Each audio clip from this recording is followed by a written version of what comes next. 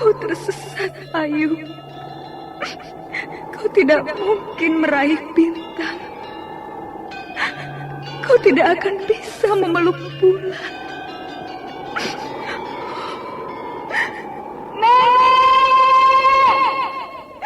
Nenek Rana Runting! Ayu! Ayu!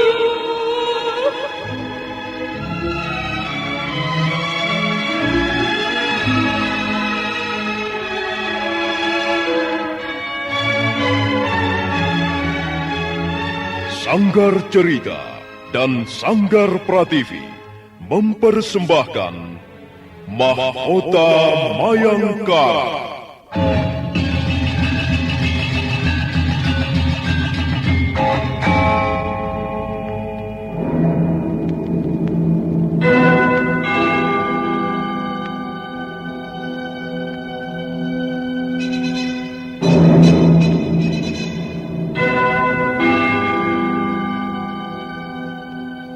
Cerita ini lanjutan dari Tutur Tinular. Kisah berlangsung pada zaman pemerintahan Prabu Jayanegara atau Kalagemet, Raja Majapahit yang kedua.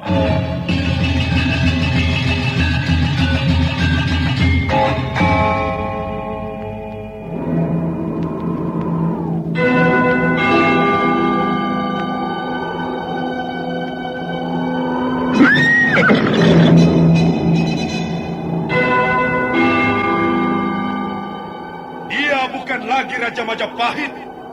Akulah raja. Akulah yang berkuasa. Ayo, obrak-abrik desa Ganding. Tangkap Jayanegara. Tangkap Jayanegara.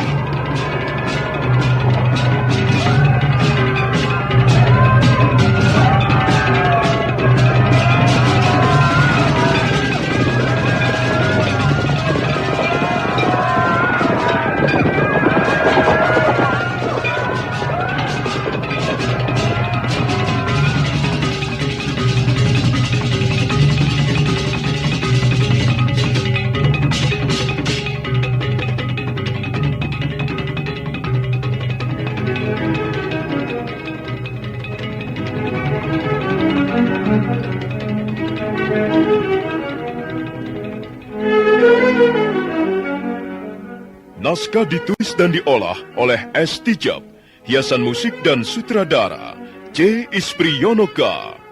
Kali ini mengetengahkan episode pertama dengan judul Langit yang Cerah.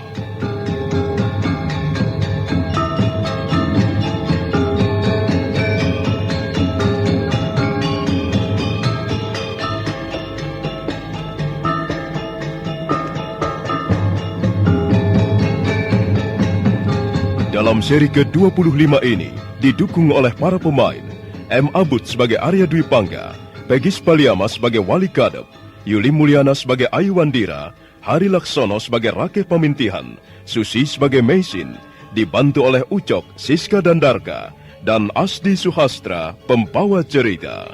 Selamat menikmati. Sandiwara Radio ini masih Anda dengarkan di channel YouTube Satria Collection. Jangan lupa tekan tombol like dan subscribe.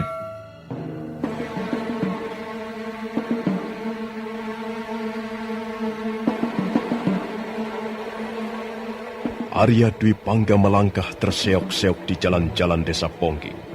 Dia merasa ketakutan. Dia tahu bahwa sangat berat untuk hidup di tengah masyarakat bebas.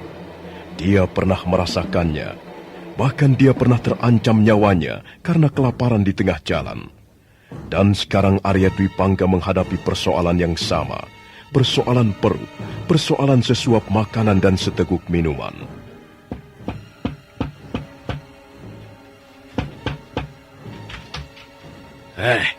Siapa kau? Mau apa? Ada keperluan apa? Maaf, Pak. Saya mohon bantuan Bapak. Setiap orang datang minta bantuan. Mereka pikir aku ini Dewa Brahma. Bantuan apa yang kau inginkan? Ampun, Pak. Saya membutuhkan pekerjaan. Kau mau bekerja apa? Melihat saja kau tidak bisa. Mau kerja apa? Sudahlah. Cari saja pekerjaan di tempat lain. Kau datang hanya akan membawa sial. Aku tidak bisa menampungmu di rumahku. Cari di tempat lain sana.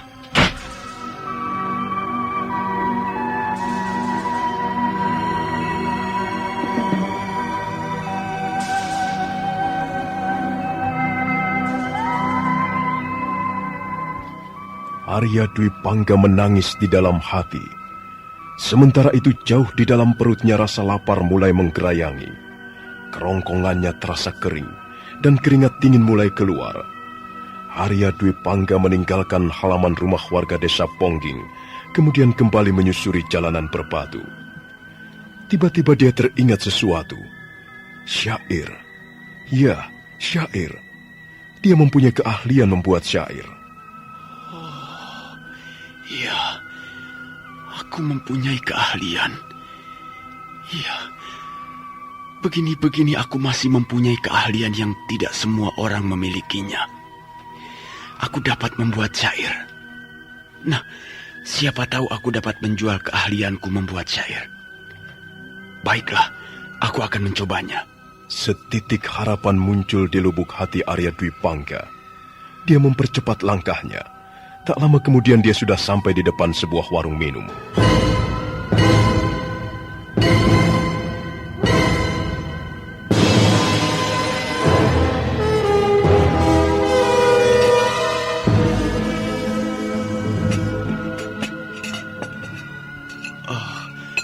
Permisi, Pak.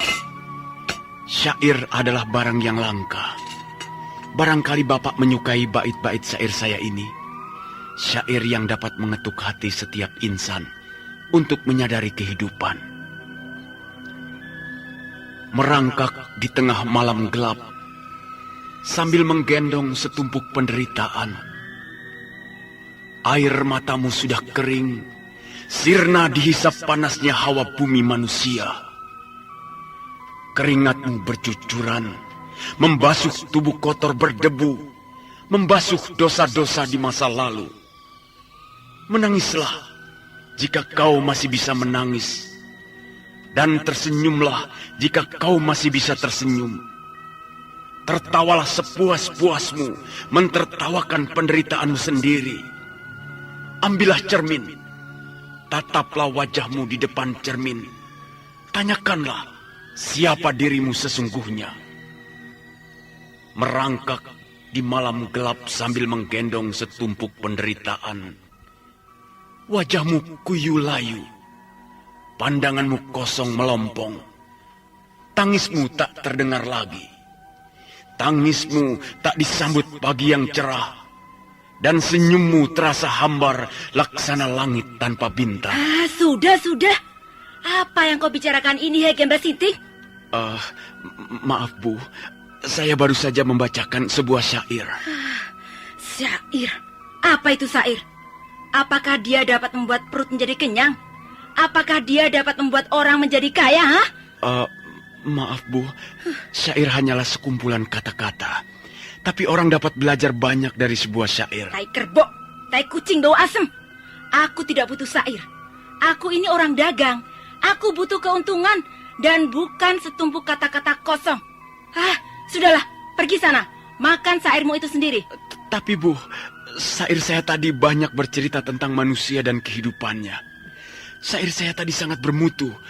Apakah Ibu tidak dapat menangkap sari-sari pelajaran di dalamnya? Masa bodoh dengan syair-syairmu itu. Orang lagi susah, disuruh mendengarkan syair-syair susah.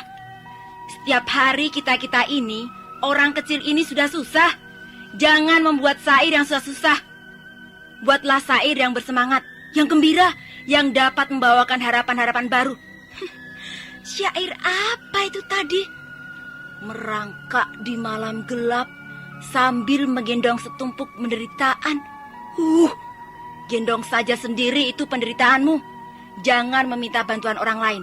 Telan sendiri penderitaanmu itu. Kau pasti hanyalah seorang pemalas. Tidak mau kerja, mau enaknya sendiri saja. Karena itu hidupmu susah. Hidupmu menderita. Sudahlah, pergi sana. Aku tidak butuh syair. Dagangan lagi sepi.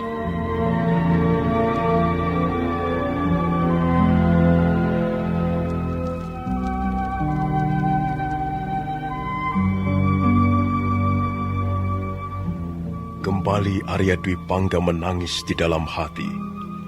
Hatinya menjerit, hatinya terluka, hatinya sakit bagaikan disayat-sayat sempilu. Perlahan-lahan dia melangkah dengan gontai meninggalkan warung minuman. Tapi dia masih ingin mencoba sekali lagi. Dan untuk itu dia mempersiapkan syair yang lain. Syair yang membawakan suasana riang gembira, penuh semangat. Dan Arya Dwi Pangga berjalan tertatih-tatih menuju sebuah rumah minum yang lain. Permisi, Pak. Syair adalah barang yang langka. Sekalipun hanya sekumpulan kata-kata, syair syarat mengandung pelajaran yang berharga. Dalam kesempatan ini, saya ingin membacakan syair untuk Bapak dan untuk siapa saja yang sempat mendengarnya. Matahari bersinar cemerlang, permukaan telaga berkilau-kilauan, hidup terasa nyaman, udara segar, dan semua kesulitan bergerak menepi. Dewa Wisnu turun ke muka bumi membagi-bagi keadilan kepada sesama hidup. Negeri aman sentosa, subur makmur, gemah ripah loh Jinawi. Tak ada orang susah, tak ada pengangguran. Anak-anak bermain di halaman sambil berteriak-teriak kegirangan. Sawah mulai menguning, dan sebentar lagi panen tiba. Air gemercik sepanjang tahun, air yang turun dari langit, air yang membasuh kehidupan ini dengan kesegaran abadi. Bulan muncul di ranting-ranting pohon. Seorang bapak menembangkan sebuah kidungan untuk anaknya. Dan seorang ibu menjahit pakaian di dalam biliknya. Alam tenang, perampok-perampok bertobat, para penjahat menyarungkan pedang dan menyerahkan diri sambil merintih-rintih minta diampuni. Orang-orang kaya murah hati, raja bersikap adil dan bijak, para pejabat bekerja dengan sungguh-sungguh untuk rakyat, dan rakyat menjalankan tugas dengan baik. Semua teratur, semua berjalan seperti cakra manggilingan, sempurna, tak ada cacat celah, tak ada wajah-wajah yang murung. Semua wajah berwarna hijau daun, segar dan riang.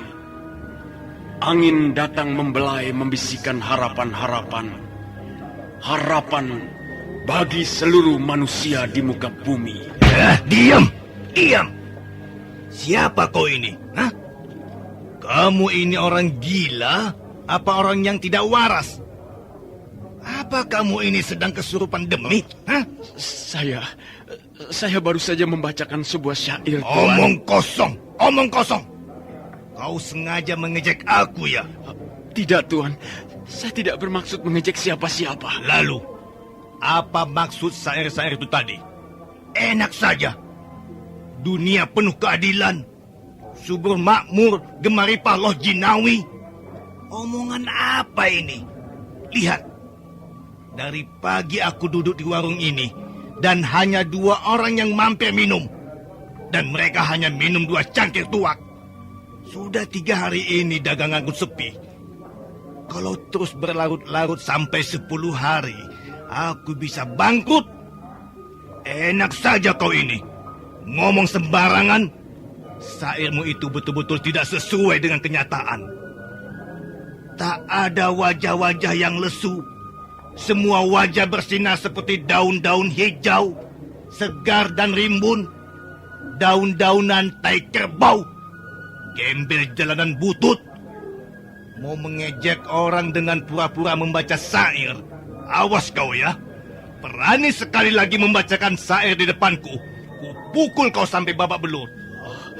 Ampun, Tuan. Sungguh, saya tidak bermaksud mengejek siapa-siapa.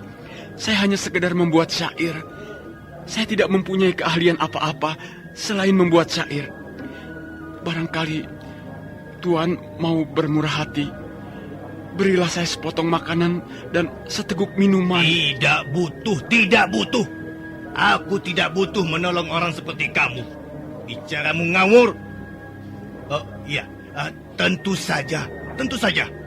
Matamu buta. Pantas kamu tidak melihat kenyataan yang sedang ada. Lihatlah, anak-anak kecil bermain-main di halaman telanjang dada. Lihatlah, ibu-ibu bekerja di sawah dari pagi sampai sore membantu suaminya. Mereka semuanya, satu keluarga bekerja membanting tulang untuk menghidupi rumah tangga. Mereka bekerja tanpa kenal lelah. Sedangkan kau, apa yang kau lakukan ini? Hanya menyusun kata-kata. Dan setelah itu kau ingin minta imbalan makanan. Bih, makan saja sair-sairmu itu. Ampun, Pak. Saya lapar. Saya gemetar karena lapar. Sudilah kiranya Bapak memberi saya sesuap makanan. Dan saya akan berterima kasih sekali. Hei, gelandangan sinting. Jangan harap aku mau memberimu. Sekalipun hanya sekerat makanan. Dengar, tai kerbau itu lebih berharga dari sairmu. Sairmu tidak laku dijual setengah kepeng. Sedangkan tai kerbau itu masih berguna untuk pupuk tanaman. Kau tahu itu? Iya, Tuan. Saya tahu. Sair saya memang tidak berharga. Tidak laku dijual setengah kepeng pun. Kalau sudah tahu, cepat tinggalkan tempat ini. Dan ingat nasihatku baik-baik. Sair itu barang mewah. Dan di tempat-tempat seperti ini, tidak ada barang mewah yang laku dijual. Sudah, sana pergi. Ada-ada saja. Orang dagang lagi rugi terus. Ada-ada saja. Kalau membuat sair bisa mendatangkan uang, tak ada orang mau bercocok tanam. Tak ada orang mau menjadi prajurit. Tak ada orang mau memeras keringat dan memating tulang. Semuanya akan membuat sair. Sandiwara radio ini masih Anda dengarkan di channel YouTube Satria Collection. Jangan lupa tekan tombol like dan subscribe.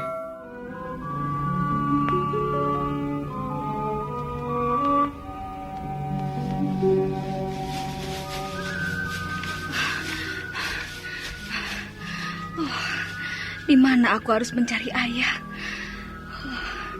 Hampir semua jalan-jalan di desa Pongging sudah kujelajahi.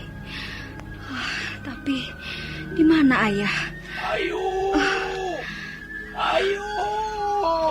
Oh, itu Bapak Wali Kadep. Dia terus membuntuti aku. Aku tidak akan pulang ke Pasuruan 1 tanpa membawa ayah. Aku harus dapat mengecoh Bapak Wali Kadep. Dia tidak boleh terus-menerus mengikuti aku. Nah, aku akan mengambil jalan pintas. Bapak Wali Kadep pasti kehilangan jejak. Ayu Wandira yang masih terus berusaha mencari ayahnya, melompat ke jalan setapak yang kanan kirinya banyak ditumbuhi semak belukar. Sebentar kemudian, tubuhnya sudah lenyap di balik kerumpulan semak-semak belukar. Dan tak lama kemudian Wali Kadep datang berlari-lari.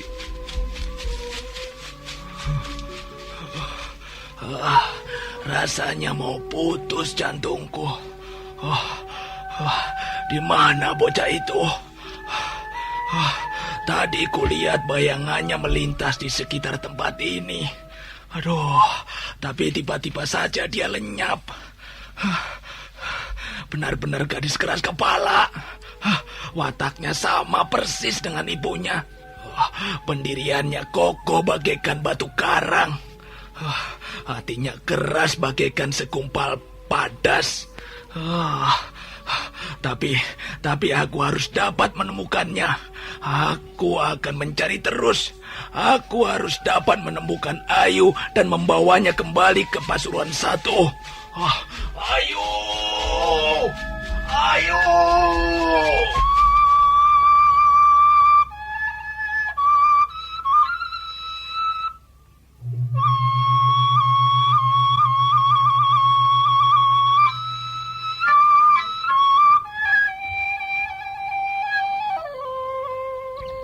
Sementara itu, Meisin gelisah di ruangan serambi pondoknya.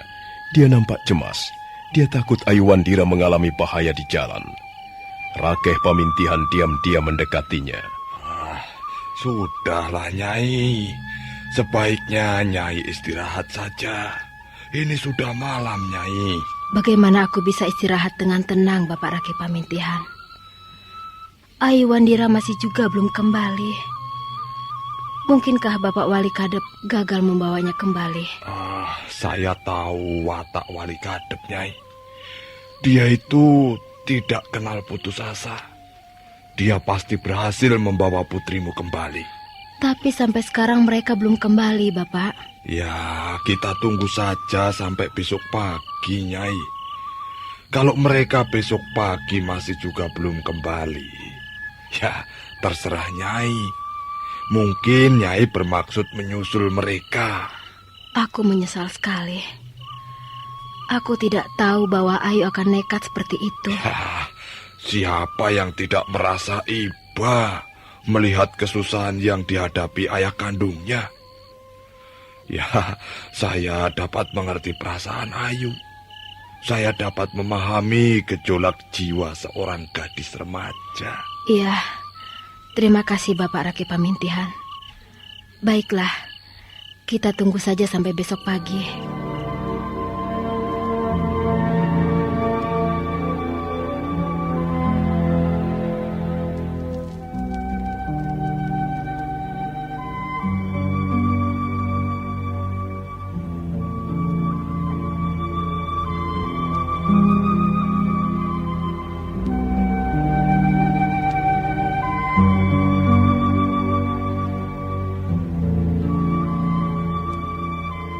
Malam itu Arya Dwi Pangga menginap di tepi jalanan desa Pongking.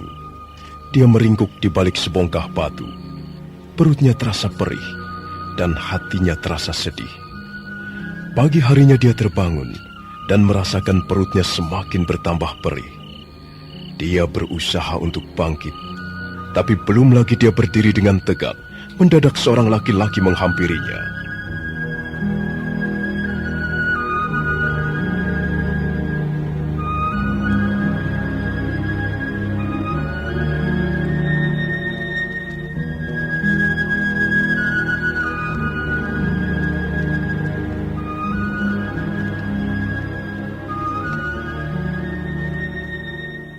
Hei, gelandangan hina.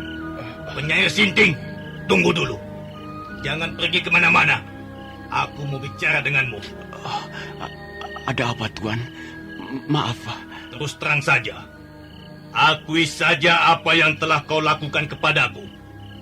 Awas, jangan mungkir. Akui saja bahwa kau telah mencuri sepotong makananku. Ayo, jawab. Kau mencuri bukan? Jawab! Kurang ajar. Mau jawab apa tidak? Apa, Tuan? Saya mencuri. Setan alas! Pura-pura bodoh! Pura-pura tidak tahu! Rasakan pukulanku ini!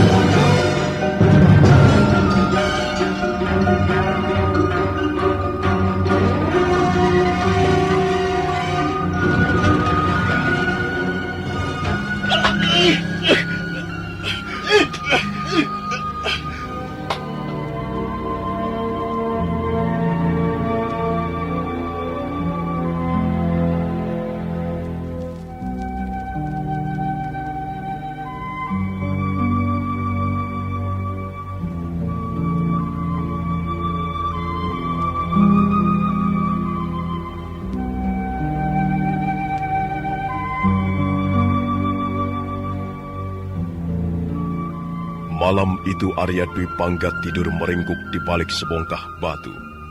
Kanan kirinya banyak tumbuh rumput ilalang. Arya Dwi Pangga masih belum keluar dari desa Pongking. Pagi hari dia terbangun oleh sengatan cahaya matahari yang hangat. Begitu terbangun dia menyadari bahwa perutnya sangat lapar. Dia lalu berusaha untuk bangkit. Tubuhnya merasa lemah. Tapi belum sampai berdiri tegak, mendadak seorang laki-laki menghampirinya dan menyapanya dengan kasar. Hei, gelandangan hina. Penyair Sinting, jangan pergi dulu. Jangan kemana-mana dulu. Kau mempunyai urusan denganku. Siapa Tuan ini? Ada apa, Tuan? Jangan pura-pura bodoh. Kemarin kau mencoba menjual sair-sairmu itu. Kau masih ingat? Iya, saya masih dapat mengenali suara Tuan. Apakah Tuan pemilik rumah minum itu? Ya, syukur kalau kau masih dapat mengenali suaraku. Sekarang kau harus mengakui perbuatanmu, penyair sinting. Ayo, jawab pertanyaanku. Bukankah kau mencuri sepotong makanan dari warungku? Hah? Mengapa kau diam saja? Ayo jawab! Kau telah mencuri makananku, bukan? Tidak, Tuan. Saya tidak pernah mencuri makanan Tuan. Jangan berdusta kau.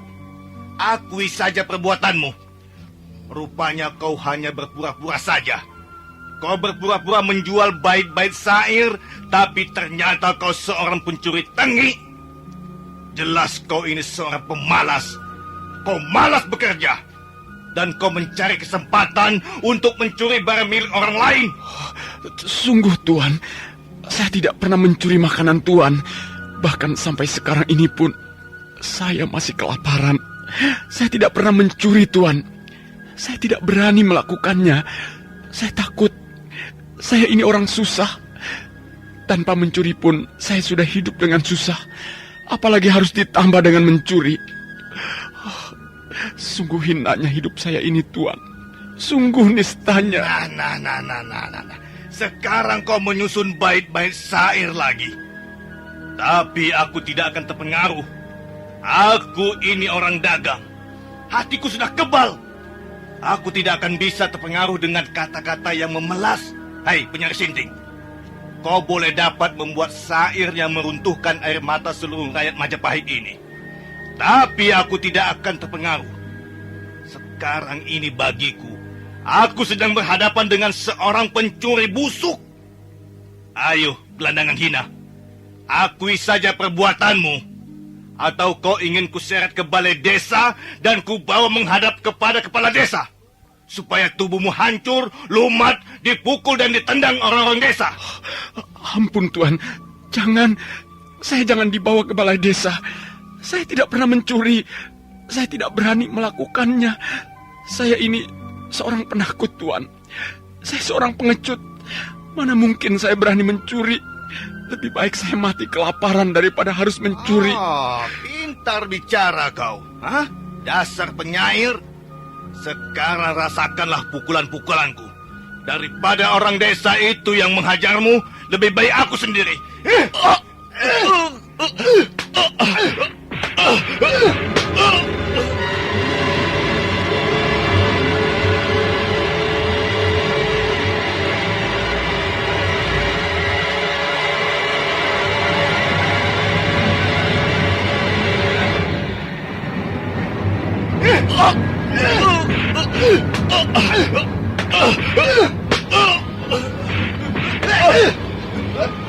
Pemilik rumah minum itu nampak sangat geram.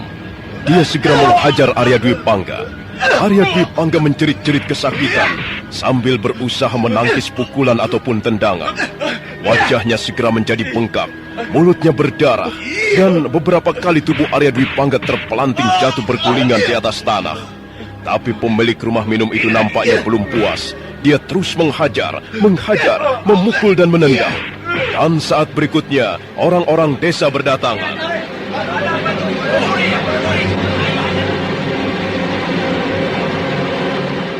Sandiwara Radio ini masih Anda dengarkan di channel YouTube Satria Collection.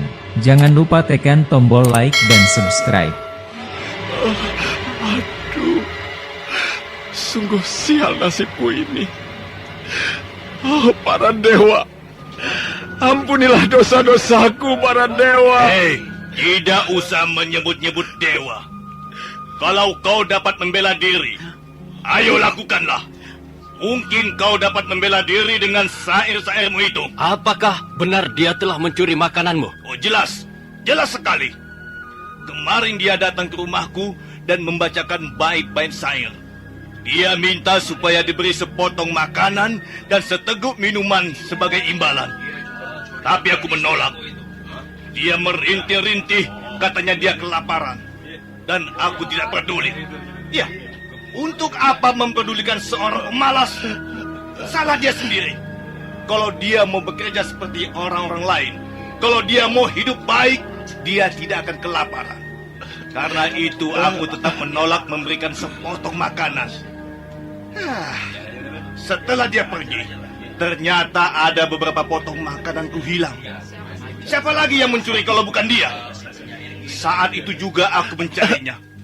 Tapi rupanya dia bersembunyi di suatu tempat. Dia bersembunyi di suatu tempat dan menyikat habis makananku. Baru sekarang aku dapat menemuinya. Baru sekarang aku dapat membuat perhitungan dengan penyair sintik ini. Rasakan ini. Kalau begitu mungkin dia juga yang mencuri ayamku. Kemarin ayamku hilang satu ekor. Iya, sudah jelas. Siapa lagi yang mencuri kalau bukan orang ini? Selama ini desa kita aman. Desa kita aman dari jangkauan maling-maling busuk. Baru sekarang ada kejadian pencurian. Sikat saja dia, pukul saja. Tentu saja. Apa susahnya memukul orang? Benar kan? Kau yang mencuri ayamku. Aduh, ampun Tuan, ampun. Tidak Tuan, saya tidak berani mencuri. Saya bukan seorang pencuri. Saya memang hidup susah, tapi saya seorang pengecut Tuan. Mana ada seorang pengecut berani mencuri Tuan. Nah, dengar. Bukankah dia pintar sekali berkata-kata? Dasar penyair busuk. Sungguh Tuan. Ajar saja. Sungguh. Dia akan beri ampun. Aduh.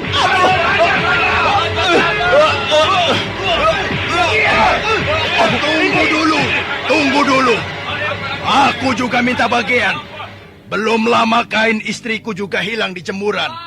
Pasti orang ini juga yang mencurinya. Nah, kalau begitu tunggu apa lagi? Pukul saja. Pukul saja sampai hidungnya penyok. Kukira tidak usah. Rugi memukul orang buta seperti ini. Kalau saya pukul, dia bisa mati. Sebaiknya kita bawa saja ke balai desa. Kita serahkan kepada Bapak Kepala Desa. Untuk apa? Untuk apa? Kita pukul saja dia di sini beramai-ramai. Kalau kita serahkan kepada Bapak Kepala Desa, aku takut Bapak Kepala Desa akan terpengaruh. Dia pintar sekali berkata-kata. Dia pintar sekali menarik rasa iba dari orang. Dia pintar sekali bermain sandiwara. Lihatlah wajahnya itu. Kasihan bukan? Kita merasa iba bukan? Itu hanya permainan saja. Nanti kalau kita lengah, kuping kita akan dicurinya. Sudahlah, untuk apa kita bawa ke balai desa? Kita pukul saja beramai-ramai sampai tulang belulangnya remuk. Ayo, kalian juga boleh memukul. Kita pukul saja sama-sama. Ayo, kau juga boleh memukul. Kalau kurang puas, pakai saja puntungan ini. Atau pakai saja batu ini. Ayo. Pemilik rumah minum itu dengan penuh semangat berusaha untuk membakar kemarahan orang-orang desa. Dan serentak hati orang-orang desa pun terbakar. Mereka memungut batu-batuan di pinggir jalan. Ada yang mematahkan dahan kayu untuk alat pemukul. Arya Dwi Pangga mengkerut ketakutan. Dia menutupi wajahnya dan sudut mulutnya masih mengalirkan darah. Tapi belum sampai orang-orang desa itu bergerak memukul, mendadak muncul sesosok tubuh di tengah-tengah mereka. Tunggu! Hentikan!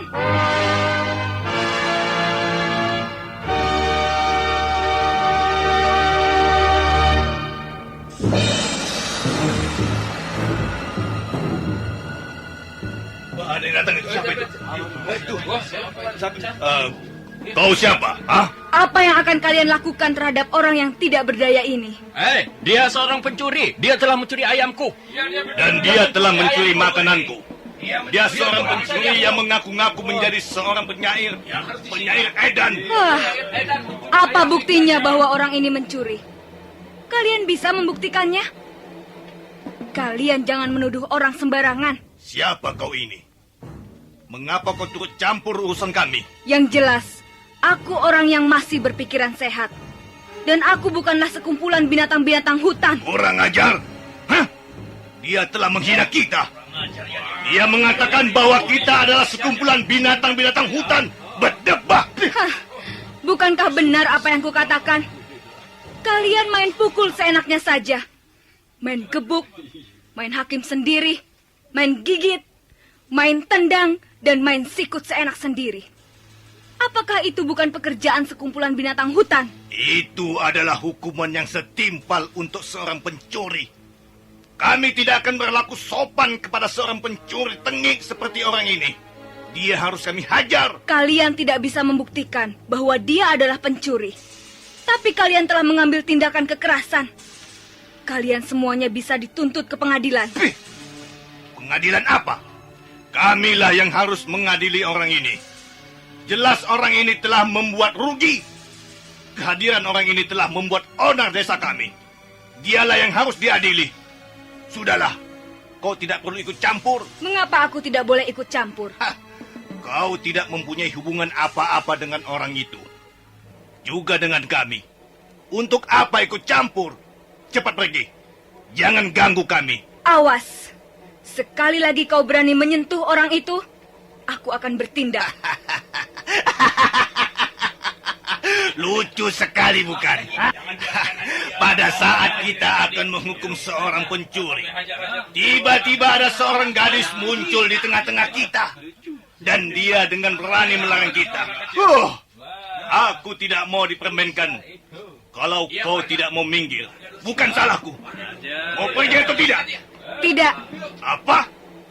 Mau pergi atau tidak? Apa telingamu sudah budek? Aku tidak mau pergi. Kuulangi sekali lagi. Aku tidak akan pergi dari sini. Kurang ajar. Kau telah menghina aku. Hah? Iya.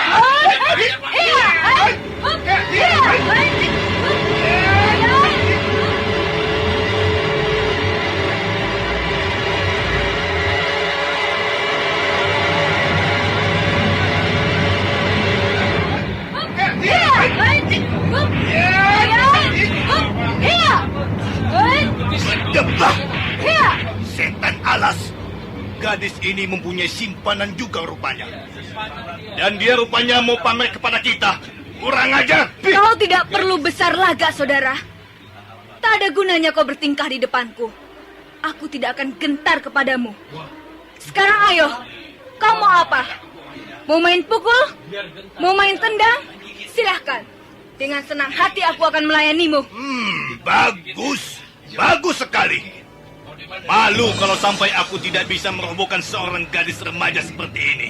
Bagus. Tunggu dulu. Aku akan bersiap-siap dulu. Ayo teman-teman. Kalian berdiri menjauh. Biar ku banting gadis ini di atas batu. Biar ku tindih tubuhnya yang montok dan padat itu. Dasar mulutmu kotor. Mari sini. Ku cuci mulutmu biar bersih. Tunggu. Aku belum siap. Tunggu dulu. Lihat. Kurang ajar.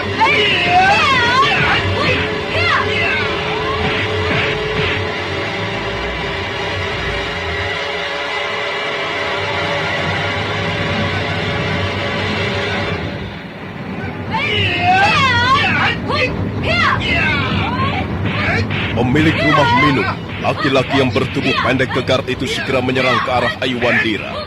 Dia melongo keheranan ketika serangannya gagal dan dengan mudah dapat ditepiskan. Laki-laki itu kembali menyerang dengan beringas. Pukulan-pukulannya datang beruntun dan kadangkala diseling tendangan-tendangan. Aiwandira melayaninya dengan tenang. Laki-laki itu bertambah penasaran karena serangan-serangannya selalu menerpa ruangan kosong. Bahkan beberapa kali tendangan Aiwandira singgah di wajah ataupun di bagian tubuhnya yang lain. Setelah beberapa jurus berlalu, Aiwandira sudah kelihatan tidak sabar lagi. Buru-buru dia mengeluarkan golek kayu mandana dan selendang kuning. Dan selanjutnya dia memainkan jurus-jurus emban gendong momongan. Pemilik rumah minum masih belum menyerah. Dia kembali menerjang dengan garang. Mampus kau!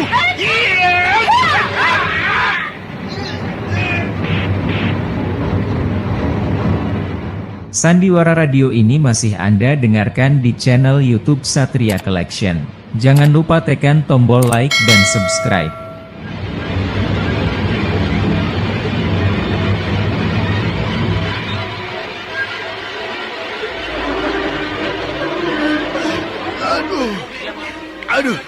Aduh, Biung, lepaskan tanganku. Tanganmu akan kupatahkan.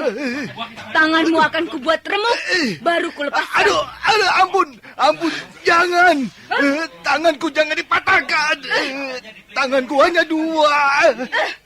Kalau tanganku dipatahkan 1, tanganku yang lain bagaimana? Tanganmu akan kupatahkan dua-duanya, tahu? Supaya apa? Tahu? Supaya kau tidak dapat memukul orang seenak perutmu sendiri. Lihat, orang itu sudah cacat. Dia tidak mampu melihat apa-apa. Tapi kau memperlakukannya dengan sewenang-wenang. Kau ini manusia macam apa, ha? Kau keturunan apa, ha? Ampun. Aku sudah kapok.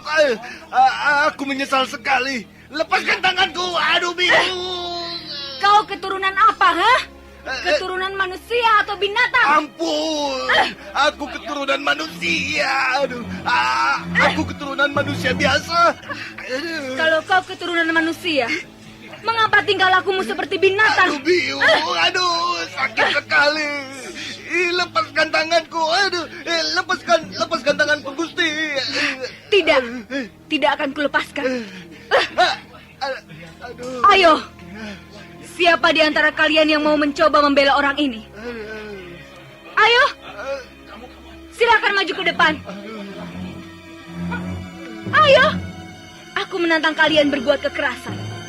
Aku tidak terima kalian berbuat sewenang-wenang kepada orang ini. Sekarang akulah lawan kalian. Akulah yang akan membela orang ini. Ayo, siapa yang masih menuduh dia mencuri? Ayo. Maju ke depan.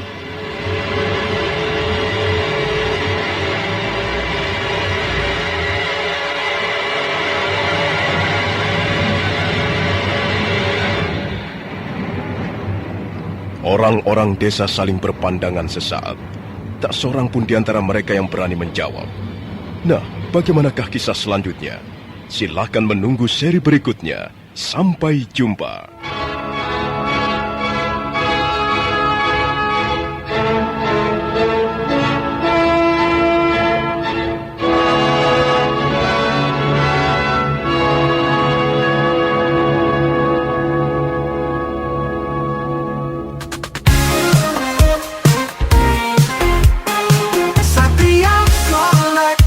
Bawa hiburan dengan gaya yang tak pernah padam. Jangan ragu, klik subscribe.